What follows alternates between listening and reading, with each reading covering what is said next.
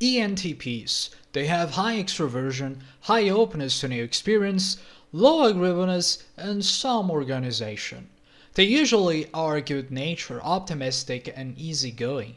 ENTPs can be very pleasant people to be around with when they want to be. Unfortunately, they rarely want that in their lives. After all, ENTPs get a lot of pleasure and satisfaction from interacting with others through debate. Not just for the pleasure of disagreeing, but also for the pleasure of the intellectual engagement that it provides.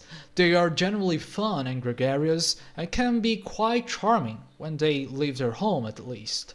Some streams of this type is your enthusiasm, your optimism, and your popularity. Your charisma and your charm, your excellent communication skills, your extreme interest in self-improvement, and your skills in making money, although not being so good in managing it. Some weaknesses of this type are that because they are always excited about new things, they may change their social circles and partners very frequently.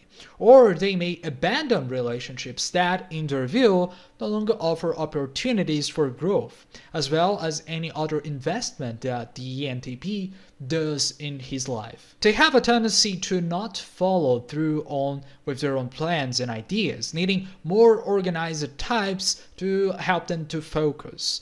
Their love of debate can also lead them to provoke unnecessary arguments, and they can be very impulsive. And also, they tend to have a very weak moral sense. The dominant function, or the way ENTP sees the world, is through this search of what is possible. It is the ability to perceive something that is already happening and to be able to intuit its potential, its outcomes. It is staging of possible situations in the world. In Jung's own words, the initiator of promising investments, an advocate for every minority, who holds the seed of future promise. His ability to inspire his fellows with courage or to kindle enthusiasm for something new. He goes about animating men and things, pouring out around him an evidence of life. He wrote that in Psychological Types. So the NE dominance monologue is, the world is full of meaning, of which I can give.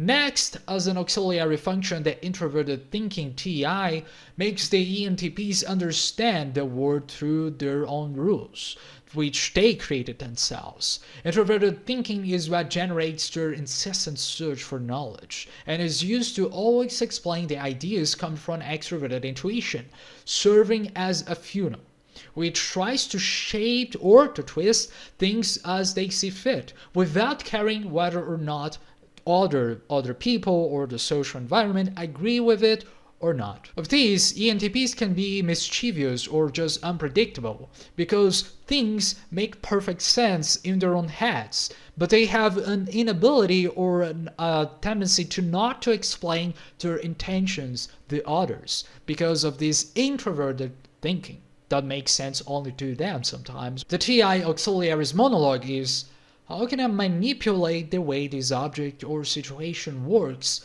so that it works the way I want it to? With the tertiary extroverted feeling FE, ENTPs gather incredible social skills and charm. They sense other people's emotions and use them to their advantage to explain their inner logic. Knowing what people may or may not like to hear, they use this ability to impress and to shock them. They use these emotions to give cohesion to TI's thoughts. This is what makes them great speakers, but also seem like great cheaters and untrustworthy. They often seek external validation because they need other people's emotions to do so. This makes ENTPs also great narcissists sometimes. The FE tertiary monologue is, I will evaluate the feelings of those around me to determine whether or not I can get what I want from them. The ENTP's shadow or inferior function is the introverted sensing SI. These are basic human instincts, the part that makes the ENTP real, so to speak. However, because he is a dominant intuitive type, he needs to give up memories and sensations because they sin his intuition. It's like Martin Heidegger's phenomenology. Imagine that you see their world through lenses, which shape your world so that you can act upon it. However, ENTPs can be so obsessed with constantly changing their lenses that they end up losing their ability to act in this world by choosing only to change their ways of looking the world. They miss really acting in this world. For Jung, these intuitives suffer because they do not stick with their ideas. If he could rest with the real thing, he would reap the fruit of his labors. But very soon he must be running after some new possibility, leaving his field planted while others reap their harvest. Carl Jung in Psychological Types. So the inferior SI's monologue is out with the old, in with the new. I'm going to make a new investment in the stock market now. To overcome this, ENTPs should appreciate the value of social activities, using their intuitive and argumentative powers to serve less selfish causes. By serving others, they can value their skills by serving those who need them the most. To develop this, ENTPs should spend more time with other types who are more structured in their interactions with the world, such as ENFJs and ENTJs. The types that work the best with them are intuitives in general, but INFJs and INTJs in particular, because of their value in finding hidden meaning in the real world. And ENTPs can therefore be endlessly interesting because of their ability to give and to create meaning in this world. Now, comparing with other types, ENTJs are much more focused on work and organizing people than the ENTPs do. ENFPs are much more focused on the social causes, to emotions, and the groups of people.